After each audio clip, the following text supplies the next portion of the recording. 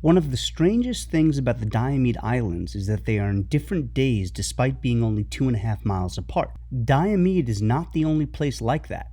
There's actually a chain of islands in the Pacific that has its own time, and it's the earliest time on Earth. Kiribati is a country made up of small islands in the Pacific that's far away from most other places. Its islands are spread out over 1.4 million miles of ocean. From end to end, it's like going from Chicago to LA, but its total land is only about half the size of the city of LA. It's actually the only country in the world that sits in all 4 hemispheres. The country's islands span across the international dateline, so that means that different parts of the country are in different days. In an effort to sync business days for people working on both sides of the nation, in 1995, Kiribas moved the international dateline around its islands. Instead of a 24-hour time difference, they made 2 new time zones to put everything on the same day. That gave the farthest islands, called the Line Islands, the earliest time zone on Earth. The 8,000 people that live there are technically the first to experience a new day and the first to celebrate the new year. They actually renamed one of the islands Millennium Island in honor of being the first to pass the new millennium. The moving of the dateline had some funky consequences too. Other places nearby that share virtually the same sunrise and sunset, like Hawaii, are actually experiencing a completely different day. Kiribati is a fascinating place for lots of other reasons. It's one of the world's most endangered nations due to rising seas. So the government bought 5,500 acres in Fiji to relocate its population. Yes, they bought land in another country to move their country. Let's hope they don't have to.